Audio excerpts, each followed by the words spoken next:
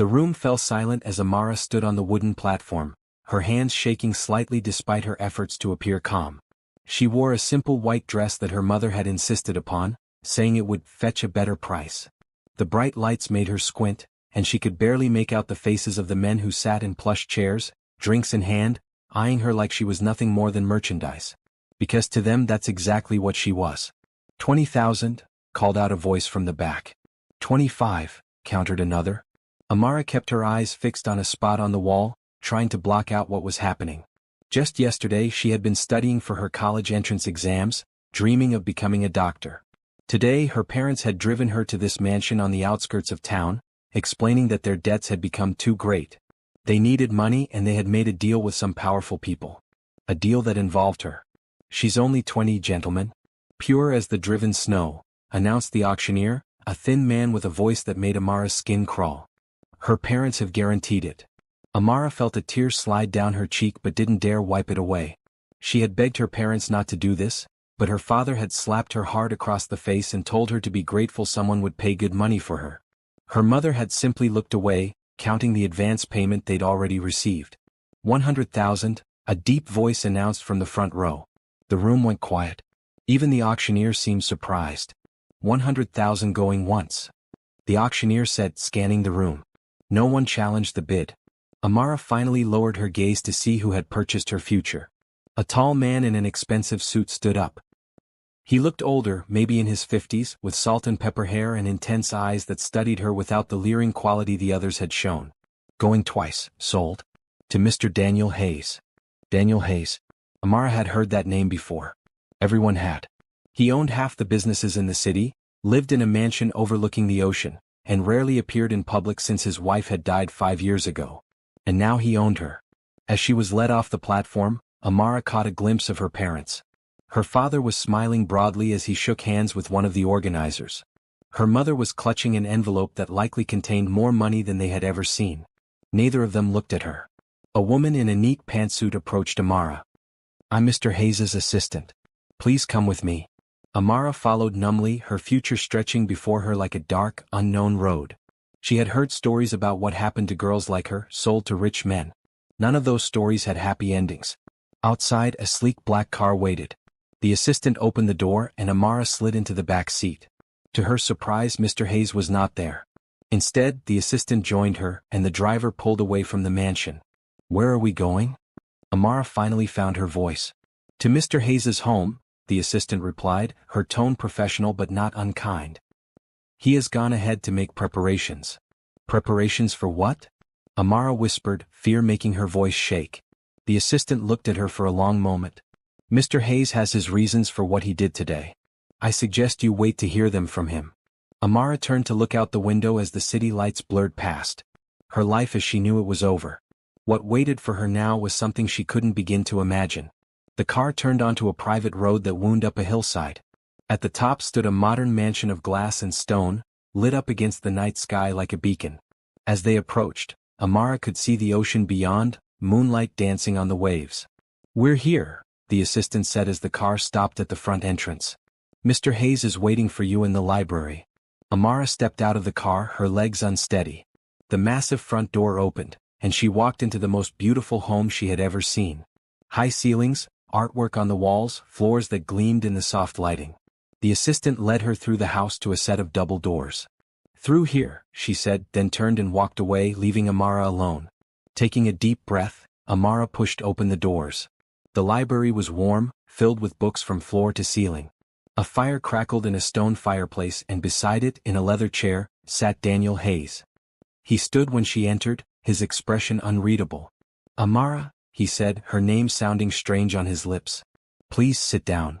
She remained standing, her chin lifted in defiance despite her fear.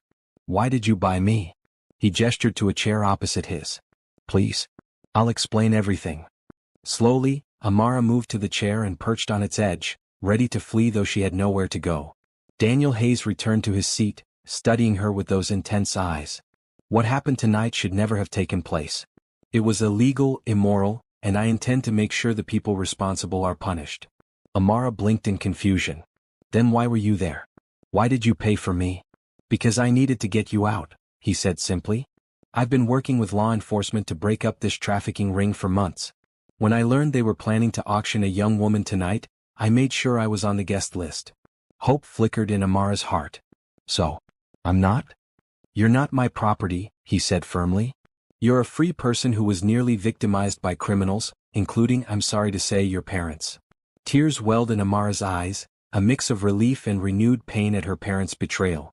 The police will be arresting everyone involved tonight, including your parents, Daniel continued. You're safe now. You can stay here as my guest until arrangements can be made for your future. Amara let the tears fall freely now. Thank you, she whispered. Daniel nodded, his expression softening slightly.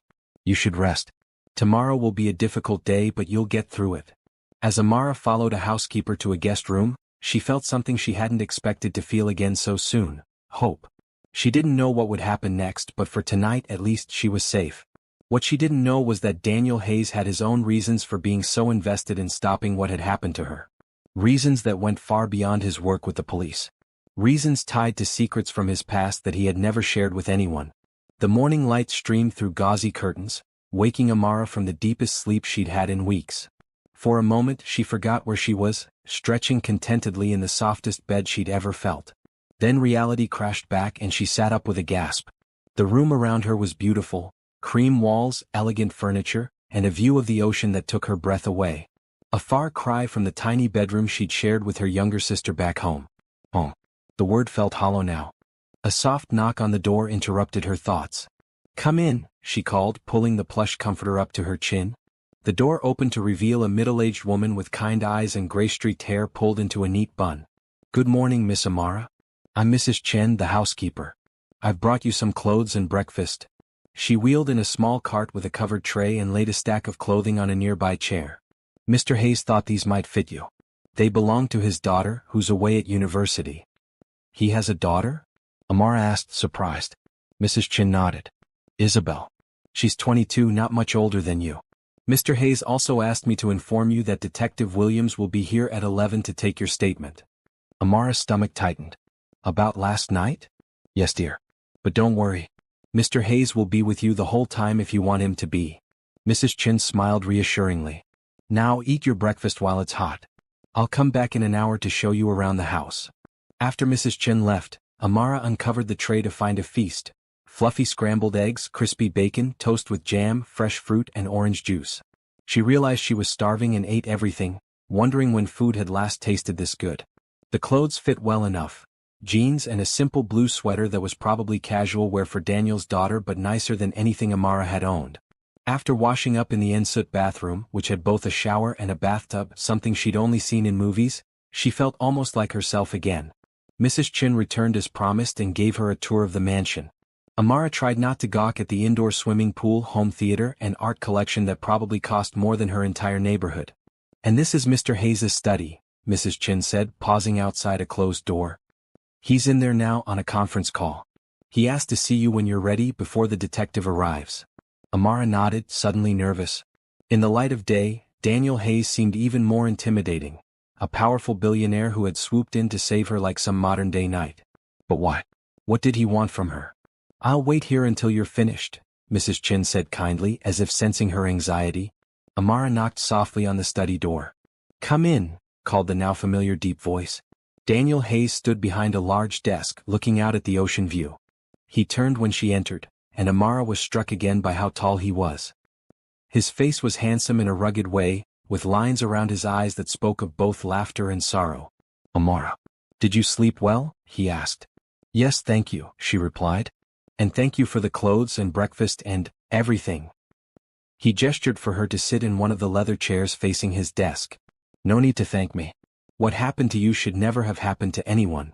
Amara sat, gathering her courage. Mr. Hayes. Daniel, please. Daniel, she corrected. I'm grateful for what you did, but I don't understand why you're helping me. You could have just called the police. He returned to his chair, considering her question. Sometimes the police move too slowly. I had reliable information that you were in immediate danger. I made a judgment call. But you don't know me, Amara persisted. You spent $100,000 on a stranger. A shadow passed over his face. Money means nothing if it can't be used to help people in need. He paused. Besides, this isn't the first time I've encountered this particular trafficking ring. They've been operating for years, targeting vulnerable girls and young women. Something in his tone made Amara curious. How do you know so much about them? Before he could answer, there was a knock at the door and Mrs. Chen poked her head in. Detective Williams has arrived, sir. Daniel stood. We'll talk more later. For now, just tell Detective Williams everything you can remember. Every detail helps build the case against these criminals. The next 2 hours were difficult. Detective Williams, a no-nonsense woman with sharp eyes and a gentle manner, asked Amara question after question. How had her parents first mentioned the arrangement?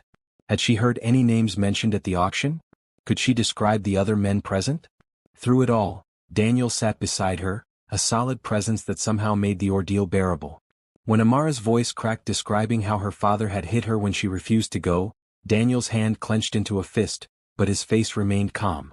You've been very brave, Amara, Detective Williams said when they finished. We've already arrested your parents and several others involved in the auction. With your testimony, we can make sure they face serious charges. What will happen to my little sister? Amara asked suddenly. Zara's only 12. She can't be alone. She's with your aunt right now, the detective assured her. Child Services is involved, but your aunt has expressed interest in taking custody. Relief flooded Amara.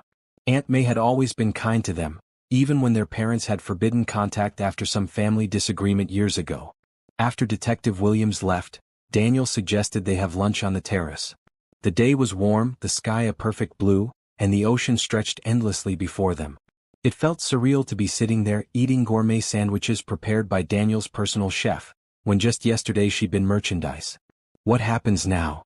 Amara finally asked, setting down her glass of lemonade. Daniel studied her thoughtfully. That depends on what you want, Amara. You're an adult, legally free to make your own choices.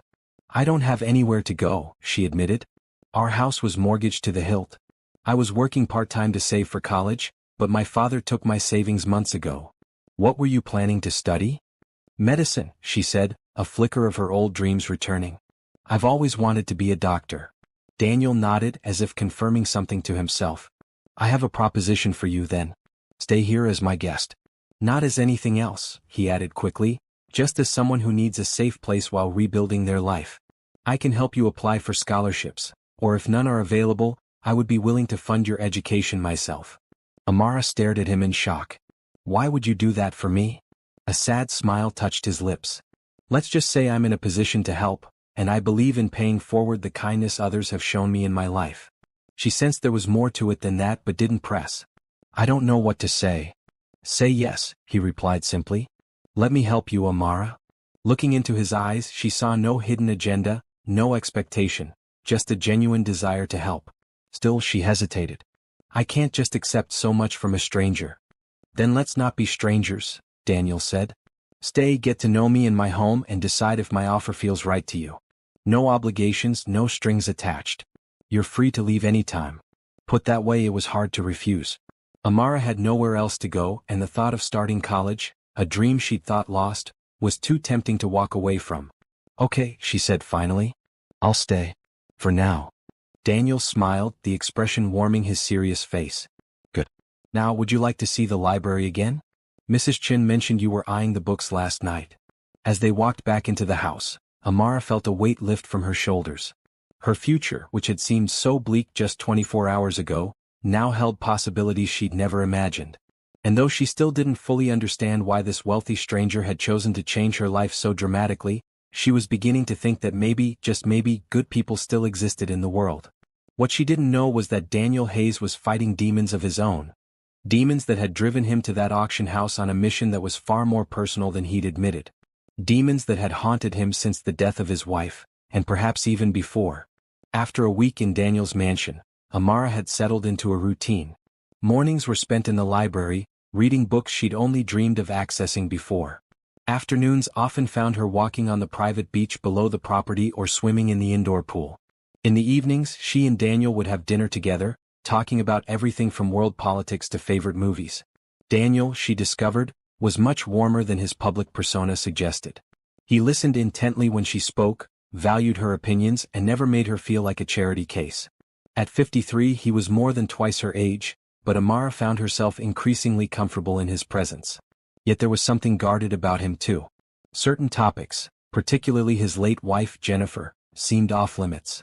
When Amara asked about the photos of the beautiful blonde woman that adorned his study, Daniel had simply said, "She died 5 years ago," and changed the subject.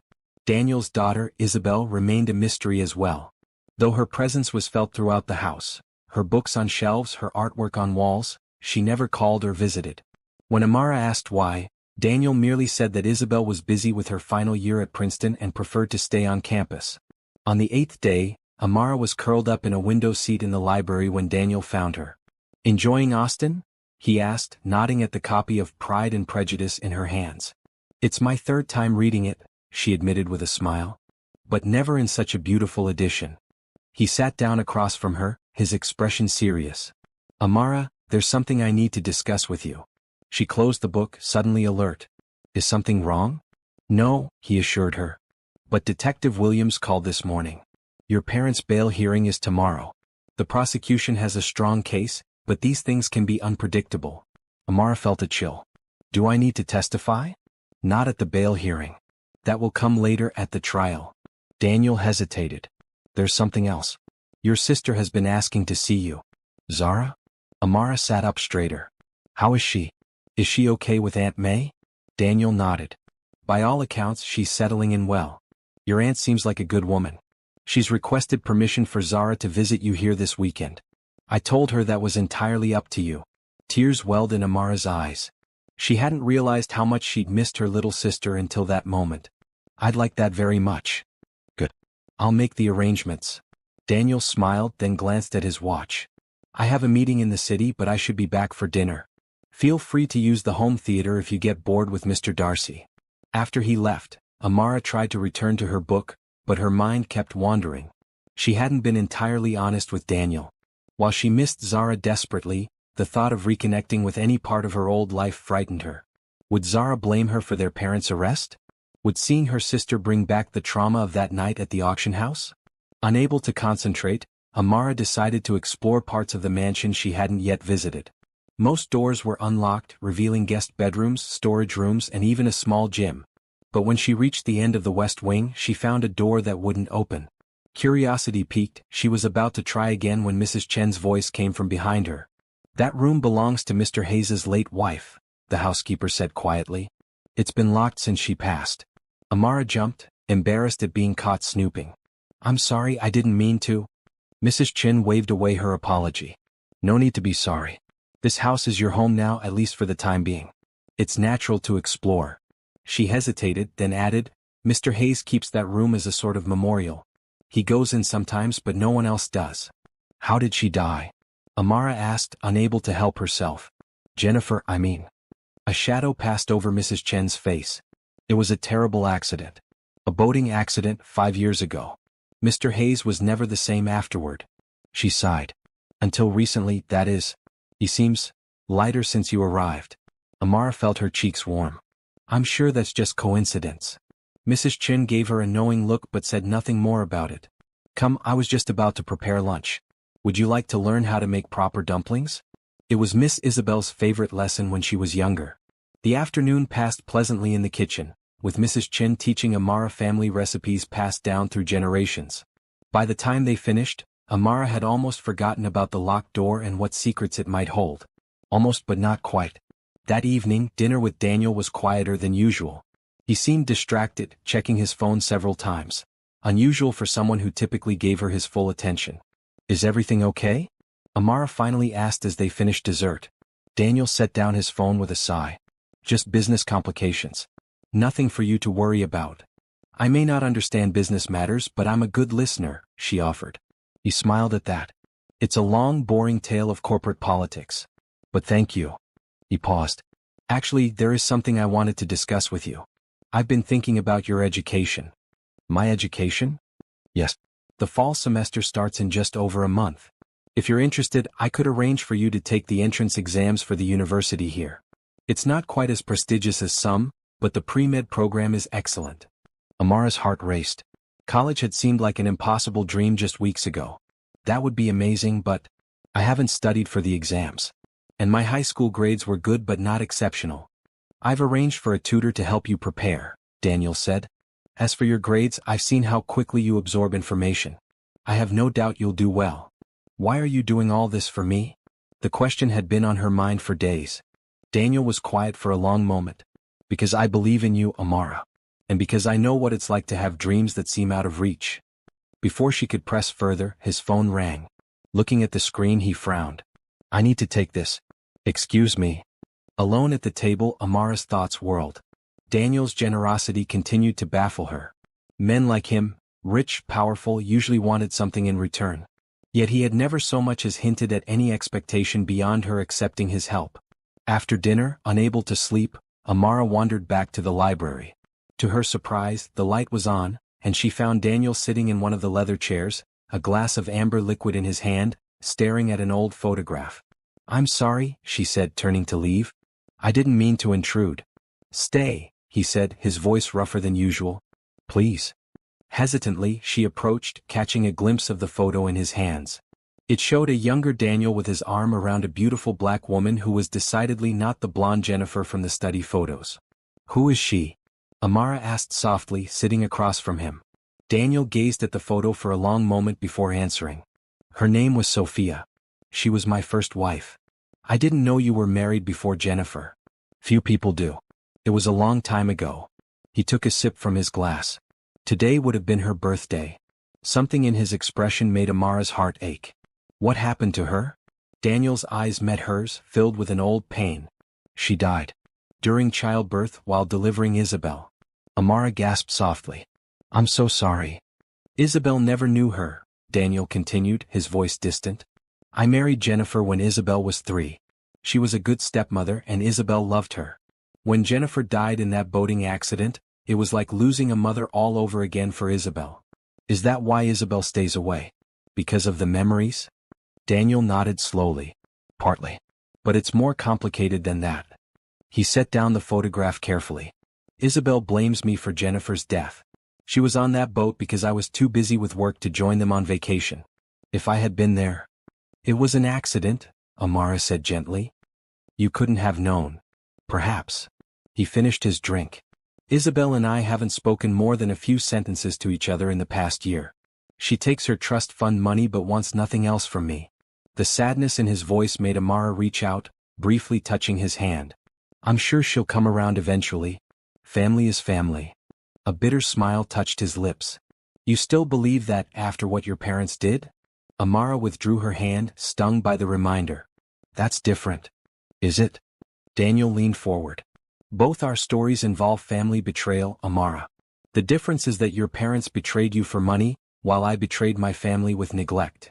The raw honesty in his voice surprised her. This vulnerable side of Daniel was new, and it made him seem more human, less like the untouchable billionaire who had rescued her. We all make mistakes, she said quietly. What matters is what we do afterward. Daniel studied her face, his expression softening. You're wise beyond your years, you know that? Amara smiled slightly. Not wise. Just someone who's learned that holding on to anger hurts no one but yourself. A lesson I'm still learning, apparently. Daniel stood, placing the photograph carefully on a shelf. It's late. We should both get some rest. Your sister will be here tomorrow. As Amara headed back to her room, she found herself thinking about Daniel's revelations. The locked room, the estranged daughter, 2 dead wives. There was more to Daniel Hayes than she had imagined. Instead of making her wary, these glimpses of his pain only made her feel closer to him. What she didn't realize was that Daniel had shared only parts of his story, the parts he could bear to tell. The deepest secrets, the ones that had driven him to that auction house on that fateful night, remained buried. Secrets that, if revealed, might change everything between them. Saturday morning dawned bright and clear. Amara woke early, too nervous about Zara's visit to sleep in.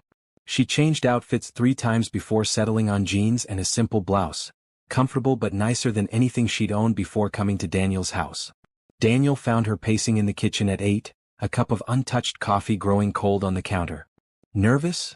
He asked, pouring himself a cup. What if she hates me? Amara blurted out.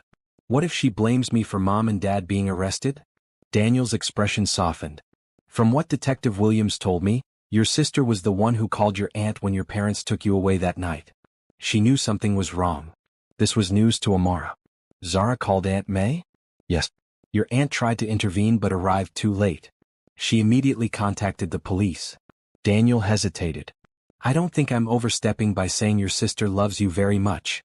Relief flooded through Amara. Thank you for telling me that. They ate breakfast together, Daniel calmly discussing plans for the day while Amara picked at her food. By 9:30 she was back to pacing, this time in the grand foyer, waiting for the sound of a car on the driveway. When it finally came, just after 10, Amara's heart leapt into her throat. The front door opened and there was Zara, small for her 12 years, her braided hair adorned with colorful beads that clinked softly as she moved. Amara. Zara broke away from Aunt May and flew across the foyer, throwing herself into her big sister's arms. Amara caught her, hugging her tightly, tears streaming down her face. Zara. Oh, I've missed you so much. I was so scared, Zara whispered against her shoulder. When Dad took you away, I thought I'd never see you again. I'm here now, Amara assured her, pulling back to look at her sister's face. And I'm not going anywhere. Aunt May approached more slowly, her kind face creased with concern. Amara. It's good to see you safe. Amara hugged her aunt, inhaling the familiar scent of the jasmine perfume she'd worn for as long as Amara could remember. Thank you for taking care of Zara. And for calling the police. Family looks after family, Aunt May said firmly. Real family, not people who share blood but have no love in their hearts. Daniel, who had been hanging back to give them privacy, stepped forward. Miss Chin, welcome to my home. I'm Daniel Hayes. Aunt May studied him with shrewd eyes. So you're the man who saved my niece. I only did what anyone would do, Daniel said. No, Aunt May contradicted him bluntly. Most people would not have risked themselves to help a stranger. I thank you for your courage and generosity. Daniel inclined his head in acknowledgement. Please make yourselves comfortable. Mrs. Chin, my housekeeper, no relation I believe, has prepared refreshments in the garden room. Amara can show you the way. As they walked through the mansion, Zara's eyes grew wider with each passing room. You live here now? She whispered to Amara. For now, Amara confirmed. Daniel, Mr. Hayes, has been very kind to me.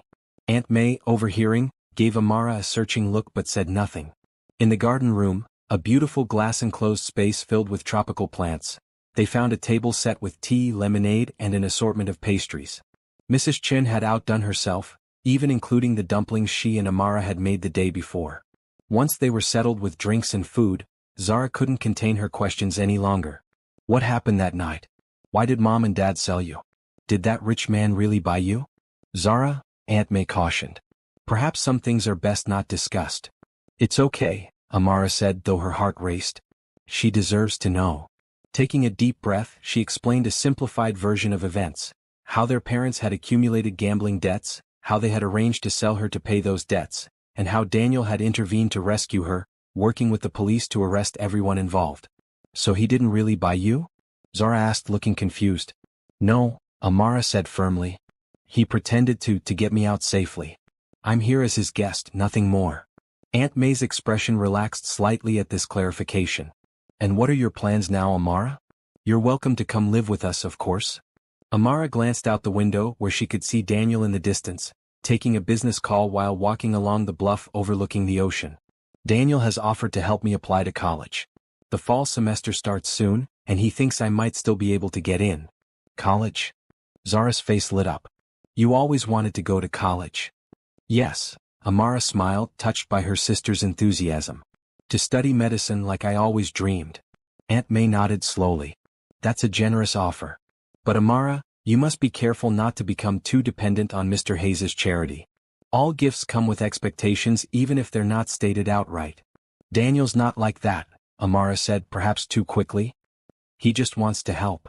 Men like him always have reasons for what they do, Aunt May persisted. I'm not saying his intentions are bad, only that you should keep your eyes open.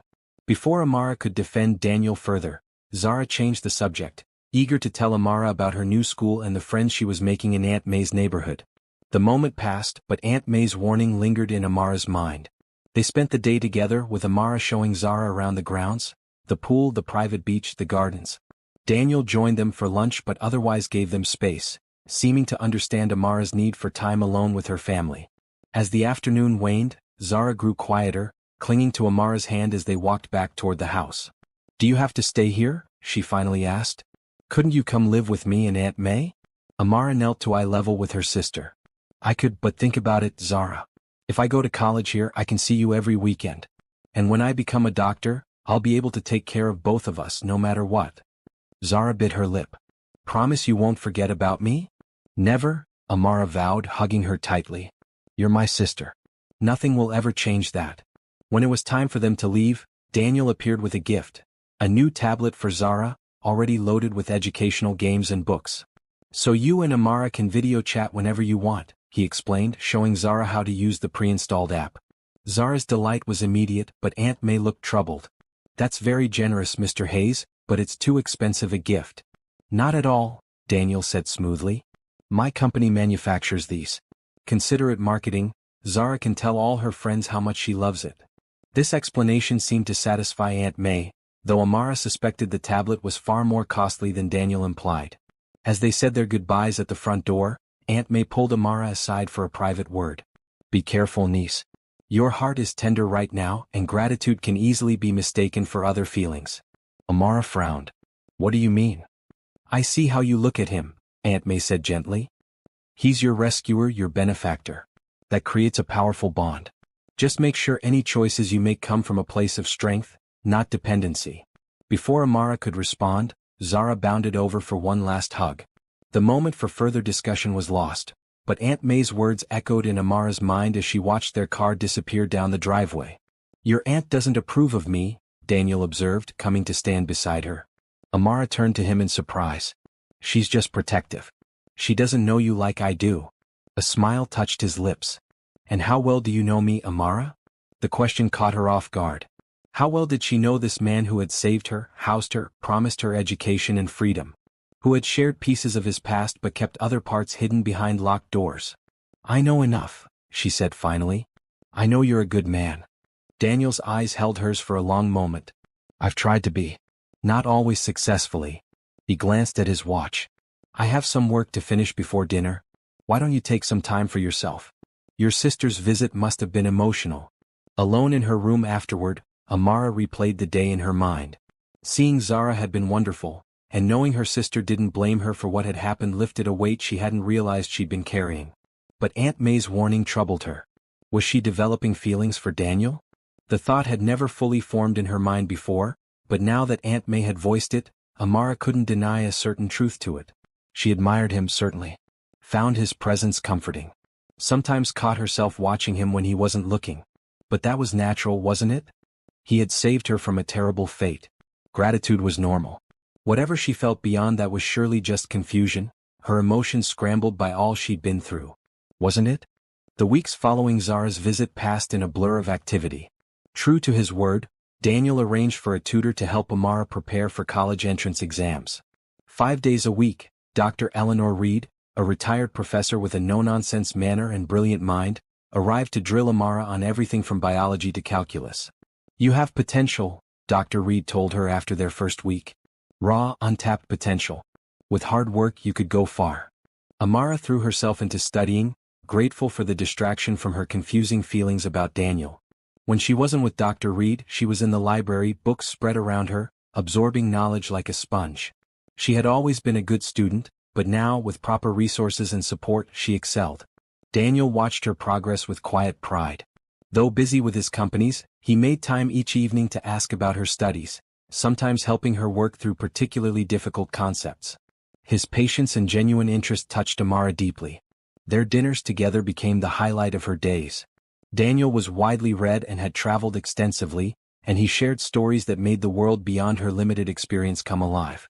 In turn, she made him laugh with tales from her childhood, the good parts before money troubles had turned her parents bitter. One evening, nearly a month after her arrival, they sat on the terrace after dinner, watching the sunset paint the ocean in shades of gold and crimson. Dr. Reed says you're ready for the entrance exams, Daniel remarked, swirling the wine in his glass. She's never seen someone progress so quickly. Amara smiled, pleased by the praise. I've had excellent help. The university admissions office has agreed to review your application for late admission, he continued. If all goes well, you could start classes next month. Daniel, I can't thank you enough for all this, Amara said earnestly. You've given me my dream back when I thought it was lost forever. He shook his head. You've done the hard work. I just opened a door. A comfortable silence fell between them as they watched the last sliver of sun disappear below the horizon. In the fading light, Daniel's profile was strong and dignified, his silver-streaked hair catching the golden glow. "May I ask you something personal?" Amara ventured. Daniel turned to her, an eyebrow raised. "Of course." "That night at the auction." She hesitated, unsure how to phrase her question. "You said you were working with law enforcement to break up the trafficking ring. But there's more to it than that, isn't there?" His expression shuddered slightly. "What makes you say that?" "The way you looked at me that night. Not like the others, but like you recognized something. And Mrs. Chin mentioned you've been different since I arrived." Amara took a deep breath. "Plus there's the locked room. Jennifer's room." Daniel was quiet for so long that Amara thought he wouldn't answer. Finally, he set down his wine glass and leaned forward, elbows on his knees. "You're right," he said, his voice low. "There is more to the story." He looked out at the darkening ocean. "Jennifer wasn't my second wife. She was my third." Amara's eyes widened in surprise. "After Sophia died giving birth to Isabel, I was devastated," Daniel continued. "I threw myself into building my business, leaving Isabel with nannies most of the time. It was wrong, but I couldn't bear to look at her. She reminded me too much of Sophia." "That must have been hard for both of you," Amara said softly. Daniel nodded. "By the time Isabel was 3, I realized I was failing as a father. I hired a young woman named Claire as a live-in nanny, hoping Isabel would bond with her. What I didn't expect was to fall in love again." "Claire was your second wife?" "Yes. We married when Isabel was 4. She was wonderful with Isabel, patient and loving in all the ways I couldn't be then." A shadow crossed his face. "But Claire had a troubled past. She'd escaped an abusive family, put herself through school, remade her life. Or so I thought." Daniel fell silent again, lost in memory. Amara waited, sensing he needed to tell this story at his own pace. "What I didn't know was that Claire had struggled with addiction before we met. She'd been clean for years, but the pressure of suddenly being a billionaire's wife, thrust into the public eye, it was too much. She relapsed." His voice grew strained. "I was blind to it at first, making excuses for her behavior, her absences. By the time I accepted the truth, things had spiraled out of control." "What happened?" Amara asked gently. "I tried to get her help. Multiple rehabilitation centers, the best therapists. Nothing worked for long." Daniel's hands clenched. "One night, she took Isabel, who was 7 by then, and disappeared. I was frantic, called the police, hired private investigators. 3 days later, they found them in a hotel room in Atlantic City. Claire had passed out from an overdose. Isabel was alone, hungry, terrified. Amara's heart ached for the child Isabel had been. That's awful. Claire agreed to divorce me and enter a long-term treatment facility. I got full custody of Isabel. For years, I had no contact with Claire." Daniel's voice grew even quieter. "Then, 5 years ago, my assistant brought me a news article. Claire had been found dead in a cheap motel. She'd been trafficked by her drug dealer to pay off debts." Amara gasped softly. "Oh, Daniel." "The police investigation revealed she'd been sold multiple times over a period of months before her death. The same trafficking ring that was operating at the auction where I found you." His eyes met hers, filled with old pain. "So you see, when I learned about you, it wasn't just about breaking up a criminal operation. It was personal." Understanding dawned on Amara. "That's why you were there that night. Not just to help law enforcement, but because of Claire." Daniel nodded. "I couldn't save her. But I could try to save someone else." "And Jennifer? Where does she fit in this story?" "I met Jennifer a year after Claire's death. She was kind, stable, exactly what Isabel and I needed. We married quickly, too quickly perhaps. She tried to be a mother to Isabel, but by then, Isabel was a teenager who'd been through too much trauma. They never quite connected." Daniel sighed. "When Jennifer died in that boating accident, Isabel blamed me for not being there to prevent it, just as I hadn't been there to prevent what happened with Claire." The weight of Daniel's past settled between them. Amara's mind whirled with this new information, pieces falling into place. His determination to help her, his estrangement from Isabel, the locked room that must contain memories too painful to face daily. "Thank you for telling me," she said finally.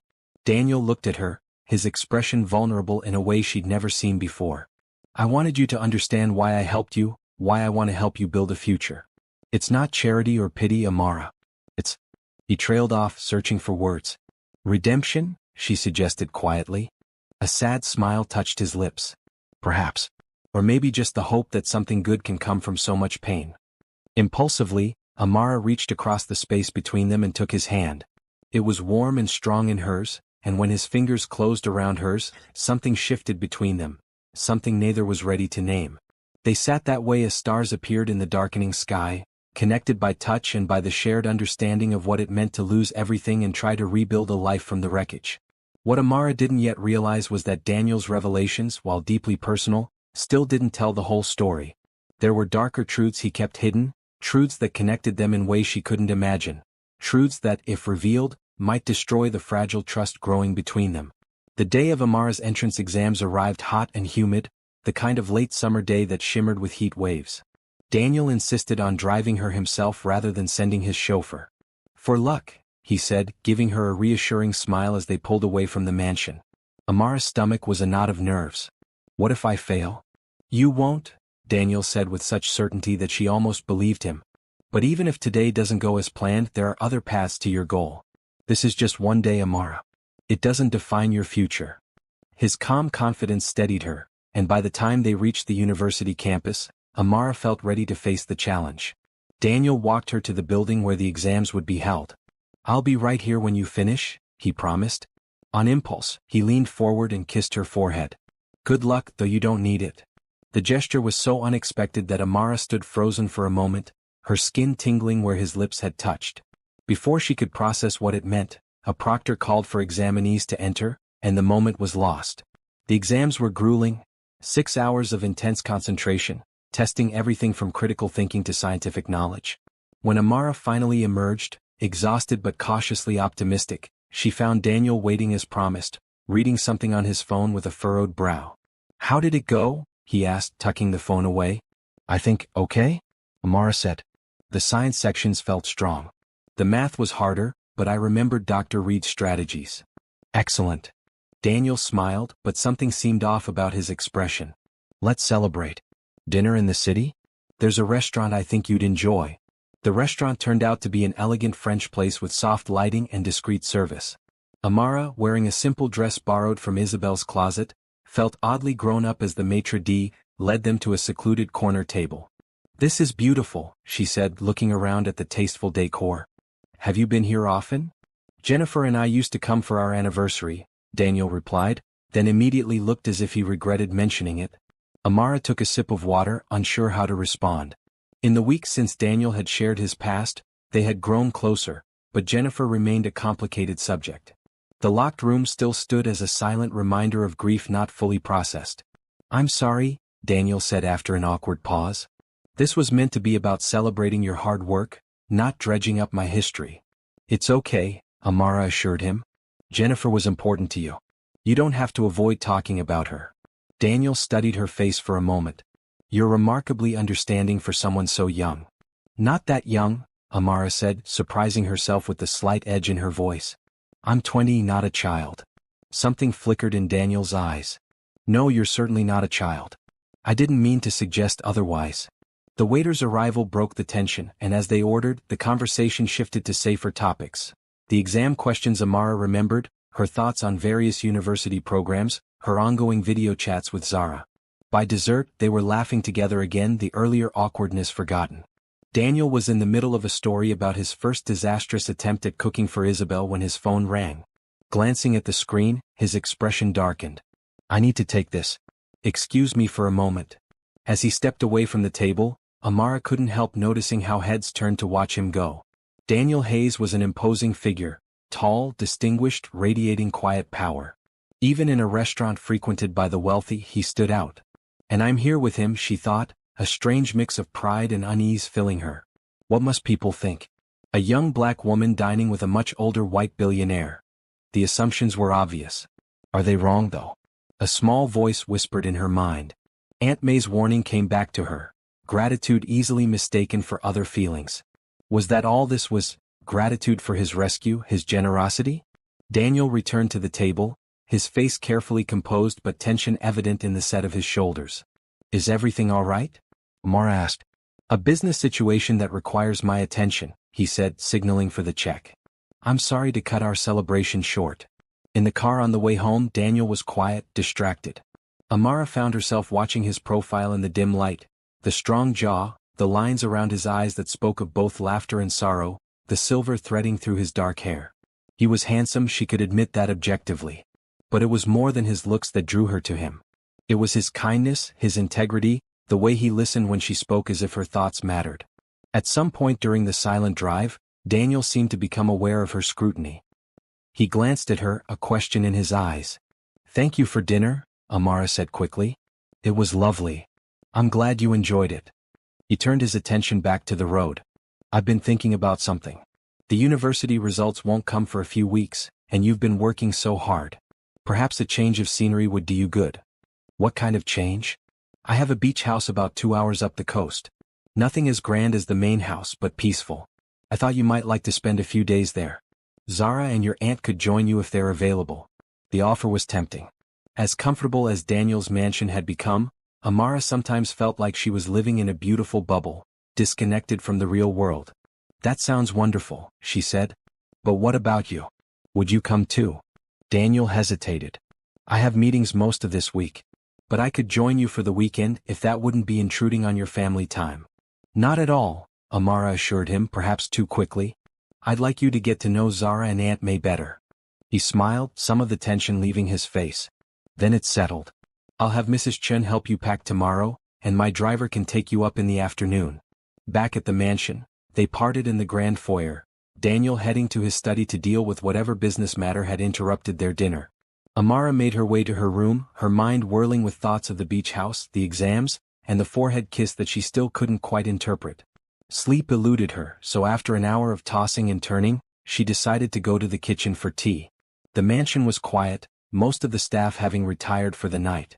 As she passed Daniel's study, she noticed light spilling from beneath the door and heard his voice, tense and lowered but still audible. "I don't care what it costs. I want them found and dealt with," he was saying. "No, not like last time. This needs to be permanent." Amara froze, the words sending a chill down her spine. She knew she shouldn't eavesdrop, but something in his tone, cold, hard, utterly unlike the Daniel she knew, kept her rooted to the spot. "The girl suspects nothing," Daniel continued after a pause. "Let's keep it that way. She's been through enough." The girl. Herself, clearly. But what wasn't she supposed to suspect? "I need this handled before I join them at the beach house," Daniel was saying. "I won't have loose ends threatening what I've built." Yes, including her. Especially her. Heart pounding, Amara backed away from the door as quietly as she could. Her foot caught on a small decorative table, sending a vase wobbling. She managed to catch it before it fell, but the slight noise must have alerted Daniel. "I'll call you back," she heard him say sharply. Panic surged through her. If he found her here, listening? Without thinking, Amara turned and fled down the hallway, no longer caring about stealth. She rounded a corner just as his study door opened, pressing herself against the wall in the darkened corridor, hardly daring to breathe. Footsteps approached, then stopped. After what felt like an eternity, they retreated, and his study door closed again. Shaken, Amara made her way back to her room, tea forgotten. What had she just heard? Who was Daniel talking about, dealing with permanently? And what did it have to do with her? The Daniel in that phone call had sounded like a stranger, cold, calculating, dangerous. Nothing like the gentle, thoughtful man who had rescued her, who had opened his home and heart to her. Or was that man just a carefully constructed facade? Amara barely slept that night, her dreams haunted by fragments of Daniel's conversation and images of the auction house where they'd first met. By morning, she had convinced herself she was overreacting. The conversation had been about business, surely. Dealt with could mean legally, through courts or settlements. Loose ends could be contract details. But a seed of doubt had been planted, and as she packed for the beach house the next day, Amara couldn't shake the feeling that there was more to Daniel Hayes than she had allowed herself to see. What she didn't know was how right that feeling was, or how dangerous the truth would prove to be. The beach house, as it turned out, was Daniel's idea of nothing grand, which meant it was merely spectacular instead of palatial. Situated on a private stretch of shoreline, the modern structure of glass and weathered would seem to rise organically from the dunes. Inside, floor-to-ceiling windows framed breathtaking ocean views from nearly every room. Amara arrived Wednesday afternoon, accompanied by Mrs. Chin, who would stay until Friday to make sure everything was in order. She suspected Daniel had asked the housekeeper to keep an eye on her, which both touched and troubled her after what she'd overheard.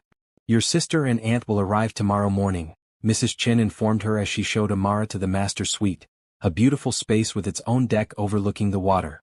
Mr. Hayes insisted you take this room.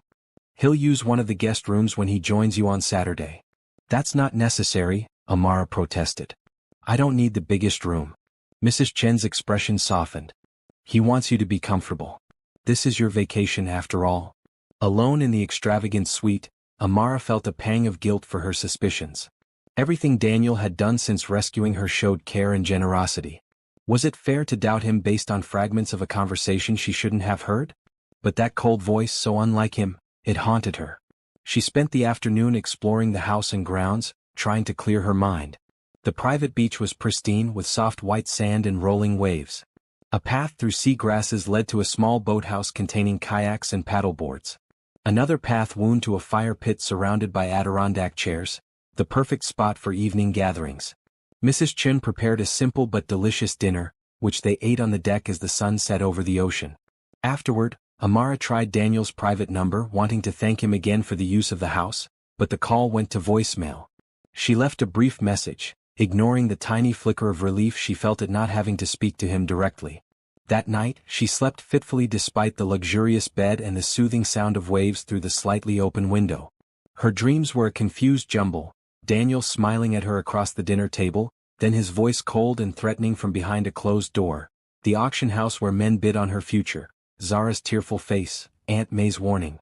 She woke early, unsettled but determined to put aside her worries and enjoy the time with her sister and aunt. After a quick breakfast, she walked along the shore, letting the cool water wash over her feet and the fresh sea air clear her thoughts. Zara and Aunt May arrived just before noon, Zara bursting from the car with excited energy, Aunt May following more sedately, her eyes taking in the magnificent house with visible skepticism. This place is amazing, Zara exclaimed, hugging Amara tightly. Do we really get to stay here for 3 whole days? We do, Amara confirmed, returning her hug. And wait until you see the beach. It's all ours. No crowds, no waiting for a good spot. Aunt May embraced Amara more reservedly. This is very generous of Mr. Hayes, she said, her tone neutral. He wanted us to have time together somewhere special, Amara replied, choosing her words carefully. He'll join us on Saturday. Something flickered in Aunt May's eyes at this news, but she simply nodded. Well, let's get settled then. Zara has been talking about swimming since we got the invitation. The rest of the day passed in a blur of simple pleasures. Building sandcastles with Zara, floating in the gentle waves, collecting shells along the shore. 4 hours at a time, Amara forgot her worries, lost in the joy of reconnecting with her sister and the peaceful beauty of their surroundings. That evening they roasted marshmallows at the fire pit, Zara giggling as she set another one ablaze, Aunt May telling stories from her childhood that Amara had never heard before. It felt like family, real family built on love rather than obligation or control. Later, after Zara had fallen asleep in one of the guest rooms, Amara and Aunt May sat on the deck, mugs of tea warming their hands against the cool night air. You seem troubled, Aunt May said, her perceptive eyes studying Amara's face in the dim light. Is everything all right? Amara hesitated. Should she tell her aunt about the conversation she'd overheard? About her growing confusion regarding her feelings for Daniel? In the end, she settled for a partial truth. I'm just unsure about some things, she said carefully. Daniel has been so good to me, but sometimes I wonder if there's more to his help than simple kindness. Aunt May nodded slowly. Men like Daniel Hayes don't become billionaires by being simple or straightforward. I'm sure he has his reasons for taking you in. He told me about his past, Amara said. About his previous wives, especially the second one who died after being trafficked. He says he helped me partly because he couldn't save her. That explains some of it, Aunt May acknowledged. Guilt is a powerful motivator. But Amara? She paused, choosing her words carefully.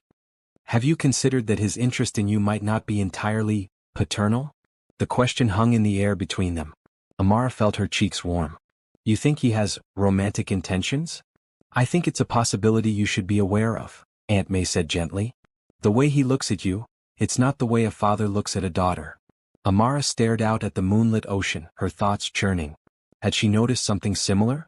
Those moments when their eyes held a beat too long, the brush of his hand against hers that didn't feel entirely accidental, the kiss on her forehead before her exams. Even if that were true, she said slowly, I'm not sure how I feel about it. That's what concerns me, Aunt May replied. You're young, Amara. You've been through a terrible trauma, and Daniel appeared like a savior in your darkest moment. It's natural to feel drawn to him, to confuse gratitude with deeper feelings. I know my own mind, Amara protested, but without much conviction. Aunt May's expression softened. I believe you do. But the heart is more complicated than the mind. Just promise me you'll be careful. Take time to figure out what you truly want, not what you think you owe him. Amara nodded, grateful for her aunt's wisdom even as part of her bristled at the implication that she couldn't distinguish between gratitude and genuine attraction. Because the truth was she wasn't entirely sure herself. The next day brought more beach activities with Zara, who had developed an interest in the tidopools along one rocky section of the shore. Amara welcomed the distraction, explaining what she knew about the small ecosystems while deliberately not thinking about Daniel or her conversation with Aunt May. By late afternoon, clouds were gathering on the horizon, prompting them to head back to the house. They were nearly there when Amara's phone rang. Daniel. Hello, she answered, surprised by how her pulse quickened at seeing his name on the screen. Amara. His voice was warm, familiar. Nothing like the cold tone she had overheard. How are you enjoying the beach house? It's beautiful, she replied, watching as Zara and Aunt May continued toward the house, giving her privacy. Thank you again for letting us stay here. It's my pleasure. I'm glad to hear you're having a good time. There was a pause. I wanted to let you know I'll be arriving earlier than planned tomorrow, rather than Saturday. Some meetings were rescheduled. Oh. Amara wasn't sure how to feel about this news. That's fine. We've been having a wonderful time. Good. Another pause. I've been thinking about you, Amara. About your exams and what comes next. Something in his tone made her stomach flutter. I've been thinking about that too. We'll talk more when I arrive. His voice softened. I've missed you. The simple admission caught her off guard. I should get back to Zara and Aunt May. The weather's turning. Of course. I'll see you tomorrow then. Around noon. After disconnecting, Amara stood for a long moment, watching the clouds darken over the water. I've missed you. Such simple words, yet they seemed to carry a weight of meaning she wasn't ready to examine. That evening, while helping Aunt May prepare dinner, Amara mentioned Daniel's change of plans. He's coming tomorrow instead of Saturday, she said, trying to sound casual. Some meetings were rescheduled. Aunt May's hands stilled briefly as she chopped vegetables. I see. Is that a problem? Amara asked. Not at all. It's his house after all. Aunt May resumed chopping. Did he mention anything else? Amara hesitated. He said he's been thinking about me. About what comes next after the exams. Aunt May nodded but said nothing more, her silence more eloquent than words.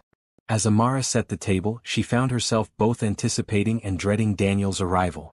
Part of her wanted to see him, to feel the reassurance of his presence. Another part remembered that cold voice behind his study door and wondered which Daniel would arrive tomorrow, the kind, thoughtful man she had come to care for, or the stranger with secrets she couldn't begin to guess. What she didn't know was that Daniel Hayes was bringing more than just himself to the beach house.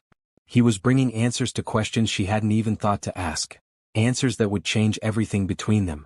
The weather matched Amara's mood the next morning, unsettled, with dark clouds gathering offshore and a restless wind whipping the waves into white-capped fury.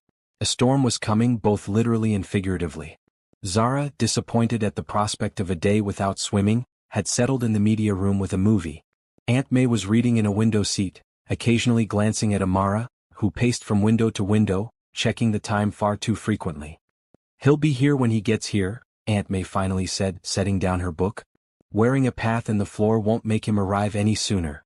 Amara stopped, embarrassed. I'm just nervous. I can see that. Aunt May's expression softened. Would you like to talk about why? Before Amara could answer, the distant sound of tires on gravel announced a vehicle approaching. Her heart jumped into her throat. He's here. She moved to the front door, then hesitated, not wanting to appear too eager. Aunt May watched her with knowing eyes but said nothing. When the doorbell rang, Amara took a deep breath before opening it. Daniel stood on the threshold, his tall figure silhouetted against the darkening sky. He wore casual clothes, jeans and a light sweater, so different from his usual business attire, yet he still radiated authority and presence. Amara. His smile was warm, genuine. It's good to see you. Welcome, she said, stepping back to let him enter. How was your drive? Uneventful, though I had to hurry to beat the storm. His eyes took in her appearance, the The simple sundress, her hair loose around her shoulders, with an appreciation that made her skin tingle. You look well. The sea air suits you. Aunt May appeared from the living room, her expression carefully neutral. Mr. Hayes, welcome to your own home. If Daniel noticed the faint edge in her tone, he didn't show it. Miss Chin, I hope you've been comfortable here. Very, Aunt May replied. Your hospitality is generous. A slightly awkward silence fell, broken by Zara bounding in from the media room, her movie apparently forgotten. Mr. Hayes, did you know there are starfish in the rocks down by the water? Amara showed me. Daniel's face softened as he turned to the girl. Tide pools are fascinating, aren't they? If the weather clears tomorrow, I'll show you where to find the best ones. Really? Zara's face lit up. Can we go now? I don't think that's wise with the storm coming, Daniel said, glancing out the window at the increasingly turbulent sea. But I did bring something that might interest you in the meantime. He returned to his car briefly, coming back with a sleek box that he presented to Zara. Inside was a professional-grade digital camera, waterproof and practically indestructible. For documenting your tide pool discoveries, he explained as Zara turned it over in her hands, eyes wide with delight. It has special macro settings for close-ups of small creatures. This is so cool, Zara exclaimed. Thank you, Mr. Hayes. Aunt May's lips thinned slightly at this new extravagant gift, but she said nothing as Zara peppered Daniel with questions about the camera's features. Watching them, Amara felt a strange melting sensation in her chest. This was the Daniel she knew, kind, thoughtful, genuinely interested in Zara's happiness. How could this be the same man who had spoken so coldly about dealing with people permanently? The afternoon passed pleasantly enough, despite the growing storm outside. Daniel had brought board games, which kept Zara entertained as rain began to lash the windows. Aunt May remained polite but reserved, her watchful eyes missing nothing as Daniel and Amara moved around each other, their awareness of one another almost palpable. By evening the storm had intensified. Wind howled around the house and lightning flashed across the darkened sky, followed by booming thunder that made Zara jump. The beach house is perfectly safe, Daniel assured them as they gathered in the kitchen for dinner. It was built to withstand coastal storms much worse than this one. As if contradicting him, the lights flickered ominously. I've taken precautions, he added, opening a drawer to reveal flashlights and battery-powered lanterns. And there's a generator if needed. Sure enough, an hour later as they were finishing Mrs. Chen's lasagna, the power went out. Zara squealed in momentary fright, but Daniel quickly had the lanterns distributed, casting a warm glow through the rooms. Cool, Zara declared once her initial fear passed. It's like camping indoors. The generator should kick in shortly, Daniel said, checking his phone. But sometimes I manually start it to conserve fuel. I'll go check on it. I'll come with you, Amara offered, surprising herself. You might need help. Daniel raised an eyebrow but nodded. Bring one of the larger flashlights. The generator's in a shed behind the house. Aunt May gave Amara a questioning look, but didn't object as she and Daniel donned rain jackets and headed out into the storm. The moment they stepped outside, Amara gasped at the force of the wind and rain. Daniel took her elbow, steadying her as they made their way along a flagstone path now running with water. Despite the rain gear, they were soaked by the time they reached the small weatherproof shed that housed the generator. Inside it was dry but cramped. Daniel moved with practiced efficiency, checking fuel levels and flipping switches. The generator hummed to life, but he frowned at something on the control panel. There's a problem with the connection to the house, he muttered, more to himself than to Amara. Probably the storm disrupted something. As he worked, Amara watched him in the beam of her flashlight, his strong hands moving confidently over the machinery, his face intent with concentration. This close she could smell his cologne beneath the scent of rain. Why did you really come out here with me? Daniel asked suddenly, his eyes finding hers in the dim light. It doesn't take two people to start a generator. Caught off guard by his directness, Amara fumbled for an answer. I wanted to talk to you. Alone. About what? His voice was gentle, but his gaze was penetrating. Amara took a deep breath. The other night at the mansion, I overheard part of a phone conversation you were having. In your study. Daniel went very still. What did you hear? Something about people needing to be found and dealt with. About it being permanent this time. She watched his face carefully. You said, the girl suspects nothing, and mentioned me specifically. For a long moment, the only sounds were the pounding rain on the shed roof and the steady hum of the generator. Then Daniel sighed, running a hand through his damp hair. You weren't meant to hear that, he said finally. That's not an explanation, Amara pressed, heart pounding. Who were you talking about? What did you mean by dealt with? Daniel's expression was unreadable in the shifting shadows. It's complicated, Amara. And not a conversation for a tool shed during a storm. He checked the generator once more. This is stable now. We should get back to the house. No. Amara stood her ground, blocking the narrow doorway. I need to know now. I can't keep wondering if I've put my trust in someone dangerous. Something flickered in Daniel's eyes, hurt, perhaps, or resignation. You think I'm dangerous? I don't know what to think, she admitted. The man I've come to know is kind and generous. But that voice on the phone. She shook her head. It was like a stranger. Daniel was quiet for a long moment.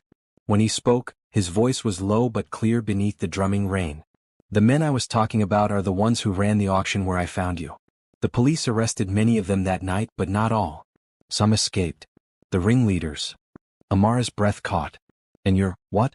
Hunting them down yourself? Not personally. But I've hired people who can find them, yes. His gaze was steady. These men traffic in human lives, Amara. They destroy families. They've been doing it for years. The same group that ultimately killed Claire. What did you mean by dealt with permanently? Amara asked, her voice barely audible over the storm. Brought to justice, Daniel clarified. Proper legal justice. But through channels that won't allow them to bribe their way out or disappear again. He stepped closer, close enough that she could feel the warmth radiating from him. I would never take the law into my own hands, Amara. But I have resources that can ensure these men face consequences for what they've done. Relief flooded through her, followed quickly by doubt. It was a reasonable explanation, but was it the truth? Why did you say I shouldn't suspect anything? She asked. Because you've been through enough, Daniel said simply. I didn't want you worrying about these men potentially coming back, seeking revenge for the auction being raided. I wanted you to focus on healing, on your future. He reached out, gently brushing a strand of wet hair from her face. The touch sent a shiver through her that had nothing to do with the chill rain. I would never hurt you, Amara, he said softly. Or allow anyone else to hurt you if it was in my power to prevent it. The sincerity in his eyes was impossible to doubt. Whatever else Daniel Hayes might be, in this moment she believed he meant what he said. Lightning flashed, illuminating the small space with stark white light, followed almost immediately by a deafening crack of thunder. The storm was directly overhead now. We should get back, Daniel said, dropping his hand. Zara will be worried. Amara nodded, stepping aside to let him exit first. As they hurried back toward the house, the wind driving the rain sideways into their faces, she felt lighter somehow. The fear that had been gnawing at her since overhearing that conversation had eased, if not entirely disappeared. Inside they found Zara and Aunt May in the living room, where a fire now crackled in the massive stone fireplace, casting dancing shadows on the walls. The generator had restored power to some parts of the house, but the cozy firelight seemed more appealing than electric lamps. Did you fix it? Zara asked, looking up from the card game she was playing with Aunt May. We did, Daniel confirmed, shrugging off his wet jacket. Power should be back to most of the house now. Aunt May's sharp eyes took in their damp appearance and the subtle shift in the air between them, but said nothing. Later, after Zara had been tucked into bed with a promise from Daniel to check the tide pools first thing in the morning if the storm passed, Amara found herself alone with him in the kitchen. Aunt May had retired to her room, her pointed look at Amara clearly communicating that she should do the same soon. Instead, Amara accepted Daniel's offer of hot chocolate, watching as he moved around the kitchen with surprising domestic competence for a billionaire. Isabel and I used to make this on stormy nights at the mansion, he explained, stirring real chocolate into warm milk. Before everything. You miss her, Amara observed. Daniel nodded, his expression somber. Every day. She was the best thing in my life for so long. Even when she was angry with me, at least she was present. This silence between us now is much worse. Have you tried reaching out to her recently? Many times. She rarely responds. He poured the chocolate into mugs, adding a pinch of cinnamon to each. The last time we spoke was when I told her about you. Amara nearly choked on her first sip. You told Isabel about me? When? About a week after you came to stay with me, Daniel said, leaning against the counter. I thought she should know someone else was living in the house, that I was helping a young woman in trouble. What did she say? Amara asked, suddenly intensely curious about this daughter she had heard so much about but never met. Daniel's lips quirked in what might have been a smile. She accused me of having a savior complex. Said I was trying to fix my failures with Claire by rescuing another young woman. He shrugged slightly. She might not be entirely wrong. The admission hung between them, honest and vulnerable in a way that touched Amara deeply. Is that all I am to you? She asked quietly. A chance for redemption? Daniel's eyes met hers over the rim of his mug. No, he said simply. That's not all you are to me. The implication in those words, in his steady gaze, sent heat rushing to Amara's face that had nothing to do with the hot chocolate. Before she could form a response, a particularly violent gust of wind rattled the windows, drawing their attention. The storm's getting worse, Daniel observed, setting down his mug. We should try to get some sleep. Tomorrow may be a long day if there's damage to clean up. Amara nodded, grateful for the change of subject even as part of her wondered what he might have said next if the storm hadn't interrupted. At the top of the stairs they paused, his room in one direction, hers in the other. Good night, Amara, Daniel said softly. Sleep well. Good night, she replied, suddenly awkward. Thank you for explaining about the phone call. It helps. He smiled, the expression warming his serious face. Thank you for giving me the chance to explain. Not everyone would have confronted me directly. I admire your courage. With that, he turned and walked toward his room, leaving Amara standing there, watching him go and wondering why his simple words of praise meant so much to her. In her room, as she changed into dry clothes and slipped beneath the luxurious covers, Amara replayed their conversation in the generator shed in the kitchen. Daniel's explanation about the men from the auction made sense. It aligned with what she knew of him. His determination to see justice done, his resources to make it happen. And yet, a tiny seed of doubt remained. There had been something in his eyes when she confronted him, a brief flicker of, what? Calculation? Concern? She couldn't quite name it. As she drifted towards sleep, lulled by the now distant rumble of thunder and the steady patter of rain, Amara couldn't shake the feeling that there was still more to Daniel Hayes' story than he had shared. Something important, something that connected directly to her in ways she couldn't yet understand. What she didn't know was how right that feeling was, or that the truth would be revealed sooner than she expected. The storm had passed by morning, leaving behind a washed-clean world of brilliant sunshine and debris-strewn beaches. After breakfast, true to his promise, Daniel took Zara to explore the tide pools, armed with her new camera and boundless enthusiasm. Amara declined to join them, sensing that Aunt May wanted to speak with her alone. Sure enough, as soon as Daniel and Zara were out of earshot, headed down the path to the beach, Aunt May fixed Amara with a penetrating look. Something has changed between you and Mr. Hayes, she observed. What happened in that generator shed last night? Amara sighed, knowing there was no point in evasion. I confronted him about something I overheard at the mansion, a phone conversation that worried me. He explained it was about finding the men who ran the auction, making sure they faced justice. Aunt May's expression remained skeptical. And you believe him? I want to, Amara admitted. Everything he's done since the night he rescued me has been kind and generous. Why would he help me, give me a home, arrange for my education if he had bad intentions? Men like him often have complicated motives, Aunt May said carefully. Not necessarily evil but rarely simple altruism. He told me about his second wife, Amara said. How she died after being trafficked by the same ring that tried to sell me. He seems to be trying to make amends for not being able to save her. That would explain some of it, Aunt May acknowledged. But Amara, be honest with yourself. There's more between you than benefactor and recipient, isn't there? Heat rose to Amara's cheeks. I don't know what you mean. I think you do.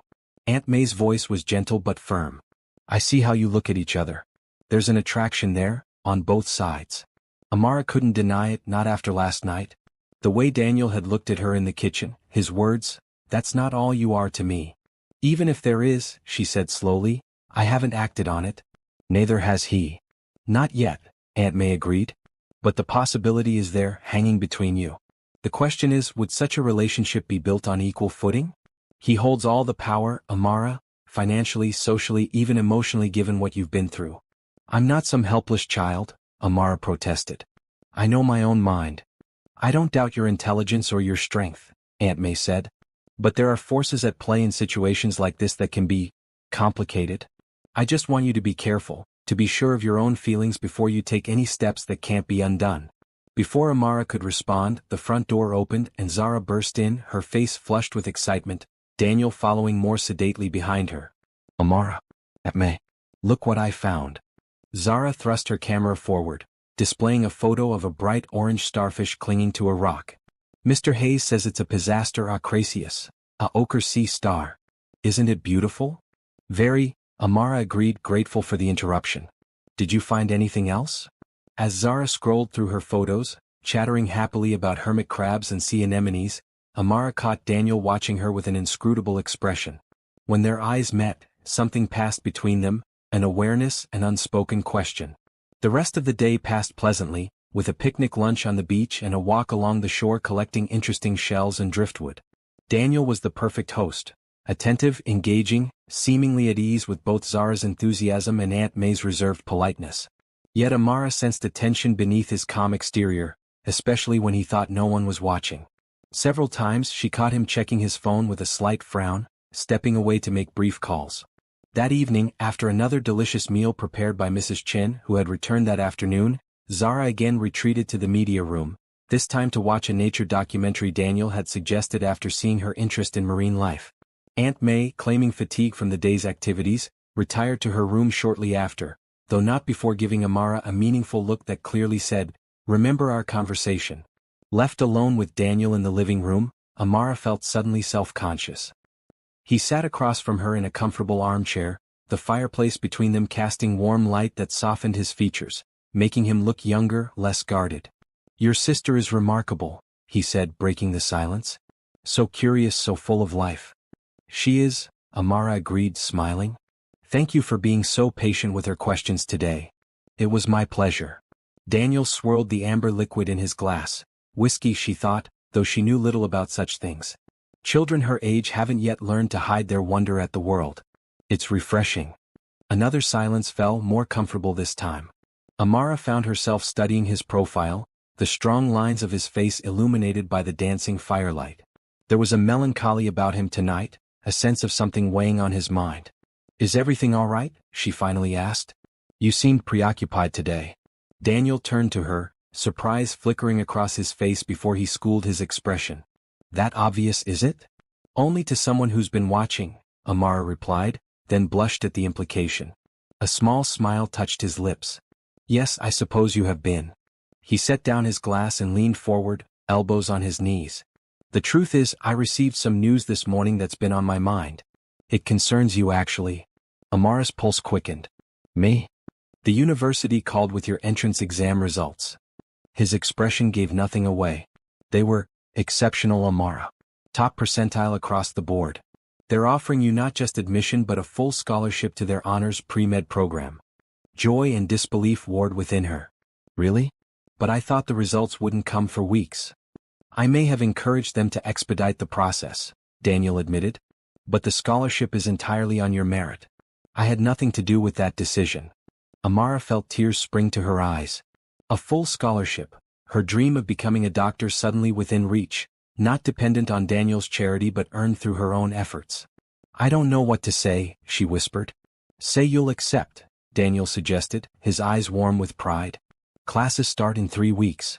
There's paperwork to complete, housing to arrange." "Housing?" Amara hadn't considered that aspect. "You mean, I wouldn't stay at the mansion?" Something flickered in Daniel's expression. "The university is an hour's drive from the mansion. Most students live on campus at least for the first year. It's an important part of the college experience." "Of course," Amara said quickly, surprised by the pang of loss she felt at the thought of leaving Daniel's home, leaving him. "That makes sense." Daniel studied her face for a moment. "Unless you'd prefer to commute. The drive wouldn't be impossible, and you'd always have a place at the mansion for as long as you wanted." The offer hung between them, loaded with unspoken meanings. "Stay with me," it seemed to say. But what would staying mean? What would living under his roof represent as she began this new chapter of her life? "I should probably experience dorm life," Amara said slowly. "But thank you for the option."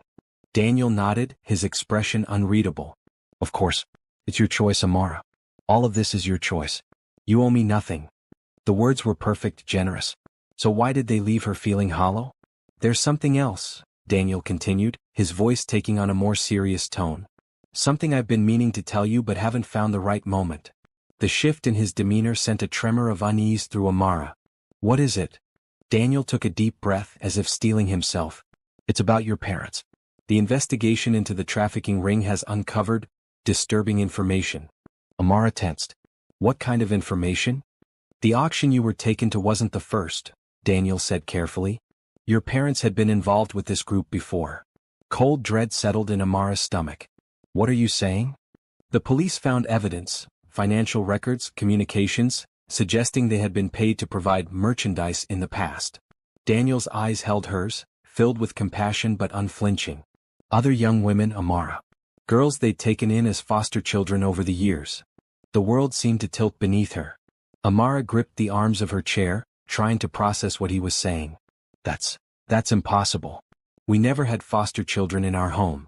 Not while you were there, Daniel clarified. This was before you were born and when you were very young. Your parents were foster parents for nearly a decade. The records show at least 5 girls passed through their home. All eventually reported as runaways. No, Amara whispered, but even as she denied it, memories surfaced, odd comments her parents had made over the years about ungrateful girls, faded photographs she'd found once in the attic showing her father with teenagers she didn't recognize, her mother's casual cruelty toward Zara as she grew older. I'm sorry, Daniel said softly. I debated whether to tell you at all, but I felt you deserved to know the truth. Why now? Amara asked, fighting back tears. Why tell me this now when everything was finally starting to feel hopeful? Daniel hesitated, then reached across the space between them, taking her hand in his. His touch was warm, grounding. Because there's more, he said, his voice low and serious. A connection I discovered only recently, one that changes everything between us. What do you mean? Amara asked, suddenly afraid of his answer. Daniel's eyes held hers, filled with a complex mixture of emotions she couldn't fully decipher. 25 years ago, a 16-year-old girl named Maya was placed in your parents' foster home. 6 months later, she disappeared. The police investigated but found nothing. She was classified as a runaway. Amara's breath caught. Something in the way he said the name, Maya, sent a chill through her. Maya was sold at a private auction, much like the one where I found you, Daniel continued, his grip tightening slightly on her hand.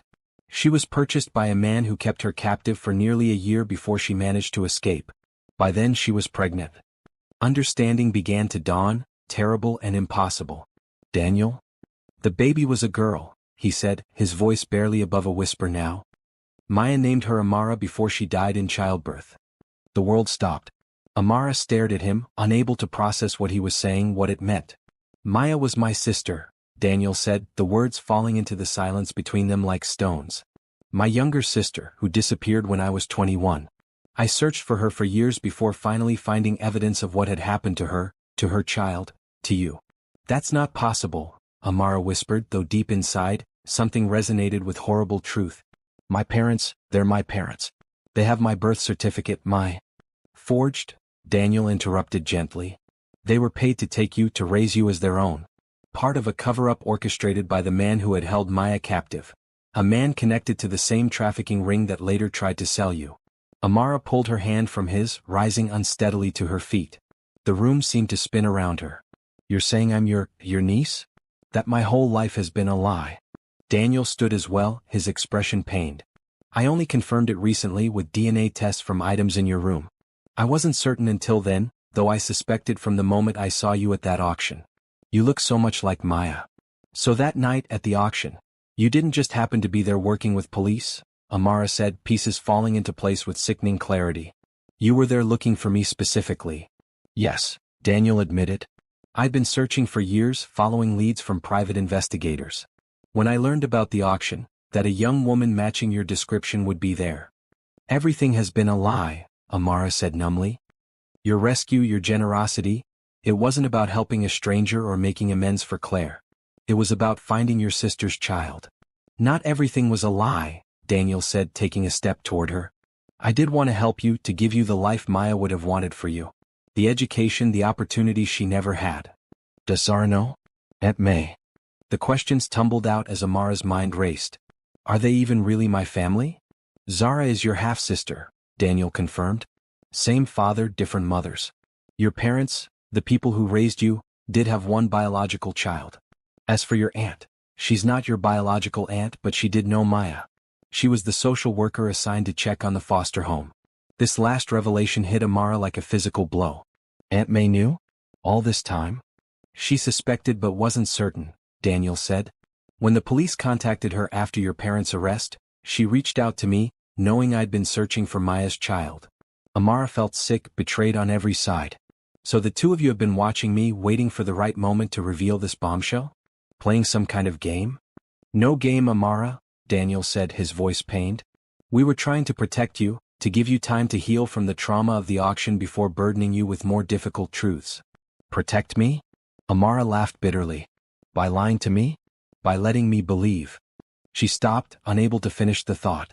Believe what? Daniel asked quietly. That you cared about me for who I am, she whispered.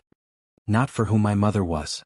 Something shifted in Daniel's expression, a deepening of emotion, a vulnerability she hadn't seen before. I do care about you for who you are, Amara. More than I should, perhaps. The implication hung between them, shocking in its sudden clarity. Amara took a step back, wrapping her arms around herself. The implication hung between them, shocking in its sudden clarity. Amara took a step back, wrapping her arms around herself. That's not possible, she stammered. You're my uncle. You can't. I know, Daniel said, his voice thick with self-recrimination. Believe me, I know how wrong it is. I've fought it since the moment I realized what I was beginning to feel for you. Amara shook her head, trying to clear it, to make sense of this cascade of revelations. Her entire identity had been upended, and now this, the realization that the confusing attraction she had felt for Daniel was apparently mutual, and also completely inappropriate. I need to think, she said, backing toward the door. I need space. Amara, please. Daniel took a step toward her, then stopped himself, respecting her need for distance. I never intended. I thought I could just be your uncle, your guardian. I didn't expect. Stop, Amara said, raising a hand. Just stop talking. Without waiting for a response, she turned and fled the room, running up the stairs to the safety of the master suite. Inside, she locked the door and sank to the floor, tears finally breaking free as the full weight of everything crashed down upon her. Her parents weren't her parents. She had been stolen, trafficked even as an infant. Her real mother had died giving birth to her. Daniel was her uncle. And somewhere in this twisted web of revelations, there was the additional horror that they had developed feelings for each other that should never be acted upon. A soft knock on the door startled her. Amara? It was Aunt May. No, not her aunt. A stranger who had known the truth all along. May I come in? Go away, Amara choked out. I don't want to talk to anyone. I understand, came the gentle reply. But you shouldn't be alone right now. After a moment's hesitation, Amara rose and unlocked the door, then retreated to sit on the edge of the bed. Aunt May entered and closed the door behind her, her face lined with concern. He told you, she said. It wasn't a question. Amara nodded, wiping at her tears. Why didn't you? All this time, pretending to be my aunt. I am your aunt in every way that matters, Aunt May said firmly, sitting beside her. Blood is only one type of family, Amara. Love is another. Did you know from the beginning? When I was a baby? Aunt May sighed. I suspected. Maya vanished from your parents' home, which I was responsible for monitoring, and months later, they suddenly had a newborn they claimed was their biological child. The timing was suspicious, but I had no proof. So you just left me with them? Amara couldn't keep the accusation from her voice. I tried to stay involved in your life, Aunt May said, pain evident in her eyes. That's why I became Aunt May. But your father grew suspicious of my questions and eventually cut contact. By then you were 5, Zara was a baby, and the family seemed stable. I had no evidence of current wrongdoing. Until they tried to sell me too, Amara said bitterly. Aunt May's eyes filled with tears. My greatest failure. I should have fought harder to stay in your life, to protect you. Despite her anger and confusion, Amara felt a pang of sympathy for the older woman. What about Daniel? Did you know he was searching for me? I knew he had been searching for Maya and any child she might have had, Aunt May confirmed. When I saw the news about your parents' arrest connected to a trafficking ring, I contacted him immediately. And you've both been lying to me ever since. Not lying, Aunt May corrected gently. Waiting for the right moment to tell you the truth. A truth that would upend your entire sense of self, on top of the trauma you'd already experienced. Amara couldn't argue with that logic, however much she wanted to. The revelations tonight had indeed shattered her, leaving her feeling unmoored, adrift in a sea of uncertainty. "There's more, isn't there?" she asked, suddenly remembering Daniel's expression, the weight of something left unsaid. "Something Daniel didn't tell me." Aunt May hesitated, then nodded slowly. "It's not my place to share it. But yes, there is more to the story. Something that explains why he was so determined to find you after all these years." "Tell me," Amara demanded. "I deserve to know everything." "You do," Aunt May agreed. "But that part should come from Daniel himself. When you're ready to hear it." Amara laughed hollowly. "I don't know if I'll ever be ready for more revelations. My entire life has been a lie. The man I thought was my rescuer, my benefactor, possibly more, is my uncle. How am I supposed to process any of this?" "One step at a time," Aunt May said, taking her hand. "Tonight, you grieve for the life you thought you had. Tomorrow you begin to build understanding of the life that is actually yours." Later, after Aunt May had left her to rest, Amara lay awake staring at the ceiling, her mind racing. Outside, the waves crashed rhythmically against the shore, a sound that had been soothing just last night but now seemed to echo the turmoil within her. Daniel was her uncle. Her mother had been his sister. The attraction she had felt toward him, the growing warmth and connection. It was wrong, impossible, destined for heartbreak. And yet, knowing this didn't magically erase the feelings that had been developing. If anything, the revelation of their blood connection made her more aware of every interaction they'd shared, every moment of connection, every glance that had lingered too long. Was that why he had suggested she live in the dorms rather than commute from the mansion?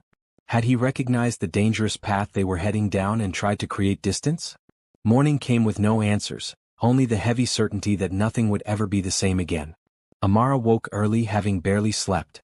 Her eyes were swollen from crying, her head pounding from the emotional storm of the previous night. For a moment she lay still, hoping it had all been a terrible dream. But reality crashed back with merciless clarity. She was not who she had thought she was. Her parents weren't her parents. Daniel was her uncle. And somewhere out there was a father, a man who had bought and imprisoned her mother, who had been involved with the trafficking ring that later tried to sell Amara herself.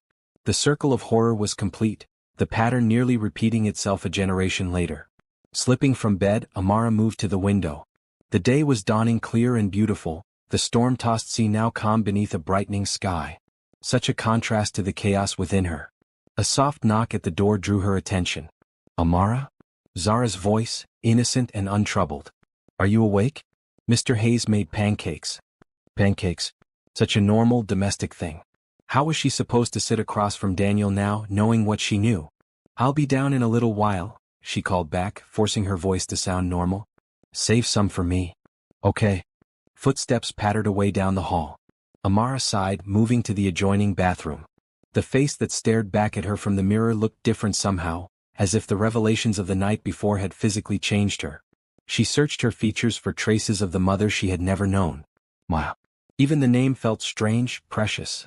A connection to a woman who had given her life in the most literal sense.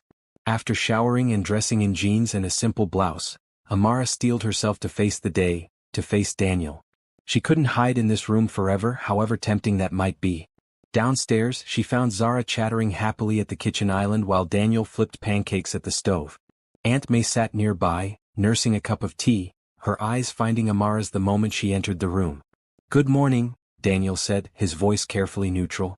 There were shadows under his eyes that suggested he'd slept no better than she had. "Blueberry or plain?"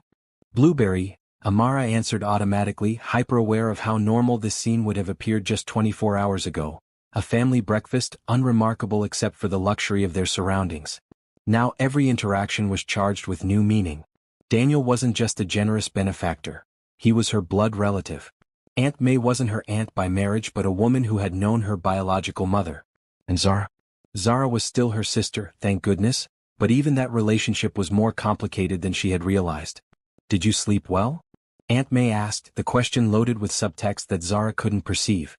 "Not really," Amara admitted, accepting a plate of pancakes from Daniel, careful not to let their fingers touch in the exchange. "Me neither," Zara piped up. "I was too excited about using my new camera today. Mr. Hayes said we could go to the nature preserve down the coast." Daniel smiled at the girl's enthusiasm, though the expression didn't quite reach his eyes. "If that's still what everyone wants to do, he said, glancing at Amara. The unspoken question hung in the air. Was she willing to spend the day with him after everything that had been revealed? Part of Amara wanted to refuse, to retreat back to her room and process her emotions in private. But Zara's excited face made that impossible. Sounds like a good plan, she managed, focusing on her food. Breakfast passed in a strange combination of Zara's cheerful chatter and loaded silences between the adults. Amara ate mechanically, barely tasting the food, aware of Daniel's occasional glances but avoiding direct eye contact. When they finished eating, Aunt May suggested that Zara help her clean up while Amara and Daniel prepare the supplies they'd need for their outing. It was a transparent attempt to give them a moment alone, which Amara might have resented if she hadn't been desperate for a chance to speak privately. In the mudroom, gathering beach towels and water bottles, Amara finally found her voice. "I don't know how to do this," she admitted quietly, not looking at him. "I don't know how to act around you now." Daniel paused in arranging items in a cooler. "I understand," he said, his voice equally low. "If you'd prefer to stay behind today." "No," Amara interrupted. "Zara would be disappointed. And hiding won't make this any easier." She finally looked at him directly. "But we need to establish boundaries. Clear ones." "Of course," Daniel agreed immediately. "Whatever makes you comfortable, Amara. I never meant to complicate things between us." A bitter laugh escaped her. "I think complicated is an understatement for this situation." A flicker of pain crossed his face. "Yes, I suppose it is." He closed the cooler with a decisive click. "For what it's worth, I'm sorry. Not for finding you, I could never regret that, but for how I've handled things since." Before Amara could respond, Zara burst into the room, beach bag in hand, eager to start their adventure. The moment for further private conversation was lost. The nature preserve turned out to be a beautiful coastal area with hiking trails, protected tide pools and informational displays about local wildlife. Under different circumstances, Amara might have enjoyed the educational outing. As it was, she moved through the day in a fog, going through the motions of normalcy while her mind churned with unanswered questions. Daniel, to his credit, maintained a respectful distance, focusing his attention on Zara while giving Amara space. Aunt May stayed close to Amara, a silent support as she navigated this strange new reality. It was late afternoon when Amara finally found a moment to speak privately with Daniel again. Zara had discovered a butterfly garden on the preserve grounds and was happily photographing the colorful insects with Aunt May's supervision. Amara and Daniel stood at a nearby overlook, watching waves crash against the rocky shore below. "You said there was more to the story," Amara said without preamble. "Something Aunt May said you should tell me yourself." Daniel's hands tightened on the railing. "Are you sure you want to hear it now? It's been a lot to process already." "I'm sure," Amara said firmly. "No more secrets, no more waiting for the right time. I need to know everything." Daniel was silent for a long moment, the sea breeze ruffling his silver-streaked hair. When he finally spoke, his voice was steady but tinged with old pain. "When Maya disappeared, I was 21, just starting my career. Our parents had died in a car accident the year before, and I had become her legal guardian, though she remained in the foster system while I established myself financially." He paused, gathering his thoughts. "I hired private investigators, worked with police, did everything possible to find her. For months there was nothing." Amara watched his profile, seeing the echoes of that young man's desperation in his face even now, decades later. "Then one night I received a phone call," Daniel continued. "A man, his voice disguised, telling me that Maya was where she belonged, and that I should stop looking for her if I wanted her to remain safe." "He threatened her," Amara whispered. Daniel nodded grimly. "I reported the call to police but they couldn't trace it. The man called again 2 weeks later, this time offering a deal, $1 million for information about Maya's whereabouts. I agreed immediately, desperate for any lead." "Was it a scam?" Amara asked. "No," Daniel said, his voice hardening. "The man gave me an address, instructions to come alone with the cash. I was young, stupid with worry. I didn't tell the police, just gathered the money, nearly everything I had then plus loans, and went." A sense of dread filled Amara. "What happened?" "I found a rundown house in a remote area. Inside was a man I'd never seen before who claimed to be just a messenger. He took the money, then gave me an envelope containing a Polaroid of Maya, pregnant, clearly being held somewhere against her will." Daniel's hands clenched on the railing. "And a name. Thomas Blackwell." The name meant nothing to Amara, but she felt its significance in Daniel's tone. He was a businessman, respected in certain circles, wealthy, Daniel continued, and completely untouchable. When I went to the police with the photo and name, they investigated but found nothing. Blackwell had airtight alibis, no connection to the house where I'd met the messenger. The messenger himself had disappeared. What did you do? Amara asked, though she could guess. The Daniel she knew would never have given up. I became obsessed, he admitted. Used every resource I had to investigate Blackwell privately. Put my career on hold. Spent years building a file of circumstantial evidence that he was involved in human trafficking, though nothing directly connecting him to Maya. Daniel turned to face her fully now, his eyes intense.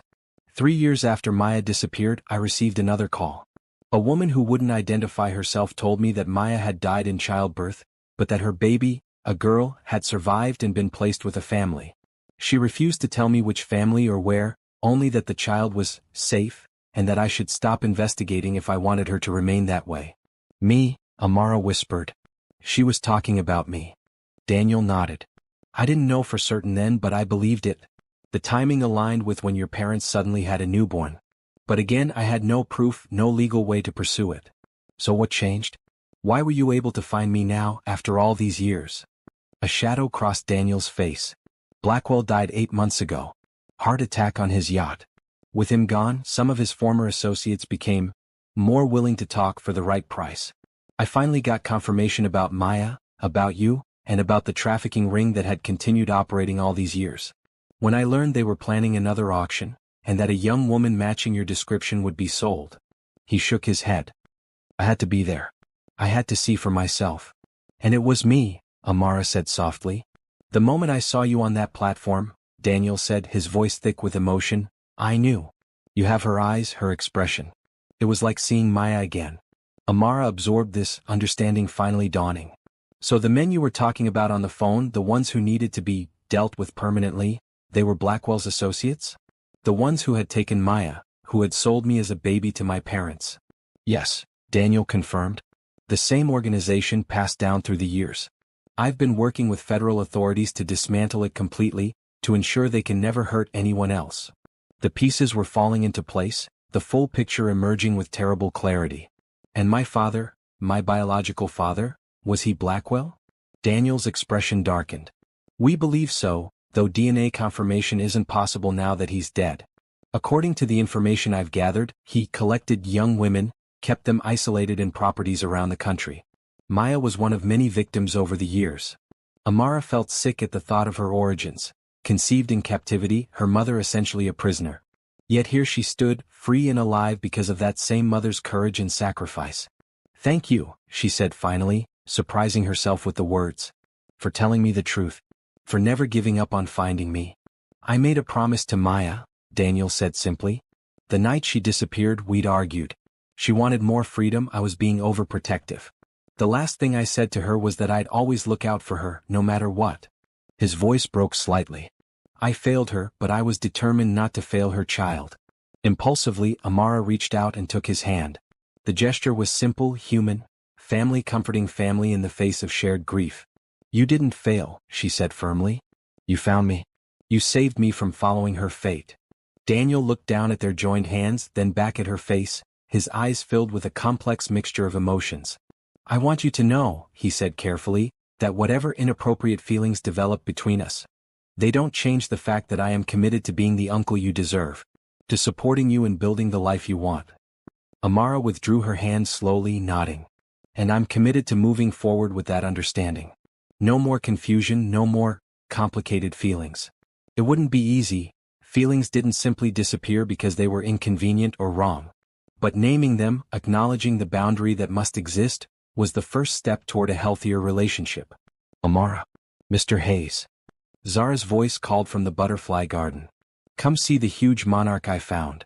They turned together, moving back toward Zara and Aunt May, no longer touching but walking side by side as families should. The rest of the day passed more easily, the weight of secrets lifted if not forgotten. By the time they returned to the beach house for dinner, Amara felt a fragile peace beginning to form within her. Not acceptance, not yet, but the first steps toward it. That night, after Zara had gone to bed, the 3 adults sat in the living room, planning the path forward. The university starts in 3 weeks, Daniel said. I've arranged for a dormitory room as we discussed. If you still want that. I do, Amara confirmed. I think some independence would be good for me right now. A chance to figure out who I am in light of everything I've learned. Of course, Daniel agreed. And financially, everything is set up. The scholarship covers tuition, and I've established a trust fund for your other expenses. It was Maya's by right, I've just been its steward all these years. I can't thank you enough for that, Amara said sincerely. For giving me the chance to pursue my dream despite everything. You'll be an excellent doctor, Aunt May said, her first contribution to the conversation. You have both intelligence and compassion, a rare combination. What about Zara? Amara asked, the question that had been weighing on her mind. How much should we tell her? And when? Daniel deferred to Aunt May, who had more expertise in such matters. Not everything at once, the older woman advised. She's young and some aspects of this story are too dark for her now. But she should know that you are her half-sister, not her full sister, and that the people who raised you were not your biological parents. I agree, Amara said. She deserves some truth even if we shield her from the worst of it for now. They talked late into the night, making plans for the immediate future. Amara would return to the mansion with Daniel for the remaining weeks before university started. Zara would continue living with Aunt May with regular visits arranged. The legal matters concerning her parents, her adoptive parents she corrected mentally, would proceed, though Amara had no desire to attend their trial if it could be avoided. As they prepared to retire for the night, Daniel hesitated at the foot of the stairs. Amara, he said quietly, I want you to know that despite the complications between us, finding you has been the greatest joy of my life. Maya would be so proud of the woman you've become. Tears pricked Amara's eyes at the mention of the mother she would never know. I wish I could have met her. So do I, Daniel said, his voice rough with emotion. But I see her in you every day, her strength, her determination, her capacity for kindness despite everything. It was perhaps the greatest gift he could have given her. This connection to the woman who had given her life, whose blood flowed in her veins, whose story was now part of her own. As Amara lay in bed that night, staring at the moonlight patterns on the ceiling, she felt something shifting within her. The ground beneath her feet was still unsteady, her identity still in flux, but there was also something new emerging, a sense of belonging, of history, of roots that went deeper than the lies she had been told. She was Maya's daughter, Daniel's niece, Zara's half-sister. These truths were solid, immutable. And while the path ahead would not be easy, untangling appropriate familial love from the more complicated feelings that had begun to develop, processing the trauma of her origins, building a new life with this knowledge, she was no longer facing it alone. For the first time since the night of the auction, Amara fell into a deep, dreamless sleep, untroubled by nightmares or uncertainty. Tomorrow would bring new challenges, but tonight, knowing the truth at last, she could rest. Epilogue, 1 year later. The university campus bustled with end-of-semester energy as Amara emerged from her final exam of freshman year. The spring sunshine was warm on her face as she crossed the quad, waving to classmates. She had come to know over the past months. Pre-med was as challenging as she had expected, but she had thrived, her natural intelligence combined with fierce determination earning her a place among the top students in her class. The scholarship continued to cover her tuition, while the trust Daniel had established provided for her other needs, allowing her to focus entirely on her studies. She had chosen to live in the dormitories, embracing the independence and the chance to build a new identity separate from all that had come before. Her roommate, Jasmine, had become a close friend, one of the few people Amara had trusted with parts of her complicated history. As she approached the campus gates, Amara smiled at the sight of the familiar black car waiting for her. The driver, Thomas, stepped out to greet her with a warm smile. "Congratulations on completing your first year, Miss Amara," he said, opening the door for her. "Thank you, Thomas," she replied, sliding into the back seat. "It feels good to be done." The car pulled away from the curb, heading toward the mansion where she would spend the summer break. Though she had maintained her independence during the school year, visiting only occasionally for Sunday dinners or special occasions, the mansion had gradually come to feel like a second home, a place where her complicated family gathered, where hard truths had been faced and accepted. Daniel was waiting on the front steps when they arrived, his face lighting up at the sight of her. Their relationship had evolved over the past year, finding its proper footing as uncle and niece. The inappropriate feelings that had briefly flared between them had been acknowledged, addressed in several honest conversations, and gradually transformed into something healthier, a deep familial love built on shared history and mutual respect. There she is, he said warmly as she exited the car. The future Dr. Hayes.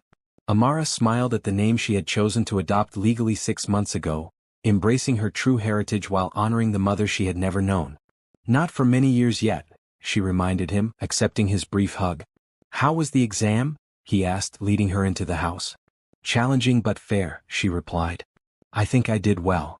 Inside, more welcomes awaited. Mrs. Chin had prepared all her favorite foods for a celebration dinner. Zara, now 13 and visiting for the weekend, rushed down the stairs to hug her fiercely. I got an A on my science project, she announced proudly. The one about tide pools that you helped me with. That's wonderful, Amara said, genuinely pleased. The bond between them had only strengthened with the revelation of their true relationship. Zara had taken the news about their shared father with surprising resilience, focusing more on the fact that they were still sisters, just in a different way. Aunt May arrived an hour later, bringing flowers from her garden and updates on the community college courses she had begun taking herself, inspired by Amara's educational journey. As they gathered around the dining table that evening, Amara looked at the faces of her unconventional family, the uncle who had searched for her relentlessly, the sister who shared her blood if not her mother, the woman who had known her mother and now served as a link to that lost past. None of them related to her in the way she had once believed family should be, yet all of them bound to her by ties stronger than the lies that had once defined her life. I have news, Daniel announced as they finished the main course. The federal case against the trafficking ring is complete. The last of Blackwell's associates was sentenced yesterday. 20 years, no possibility of parole. A hush fell over the table. For Amara, the news represented the final closing of a dark chapter. Justice at last for Maya and for all the other victims of that terrible organization. There's more, Daniel continued, his expression softening as he looked at Amara. The authorities have released Maya's personal effects that were recovered during the investigation. There's a journal, and letters she wrote to you, her unborn child. I thought you might want to read them when you're ready. Tears filled Amara's eyes at this unexpected gift, her mother's words, thoughts, a connection across time and loss. Yes, she whispered. I'd like that very much. Later, as the evening wound down and Zara was engrossed in a movie with Aunt May, Amara found herself on the terrace with Daniel, watching the sunset paint the sky in brilliant hues of orange and pink. Thank you, she said simply. For everything. Daniel smiled, understanding all that those words encompassed. The rescue, the truth, the education, the family he had helped her build from the wreckage of lies. Maya would be proud of you, he said as he often did. But this time he added something new. And I think perhaps she would be at peace knowing that her daughter has found happiness despite everything. Happiness? Was that what she felt? Amara considered the question, looking inward at the person she had become over this tumultuous year. There was still pain, still healing to be done. But yes, beneath it all, there was a solid foundation of joy, in her studies, in her newfound family, in the truth that had set her free even as it had initially shattered her. I think I have, she agreed softly. Found happiness, I mean.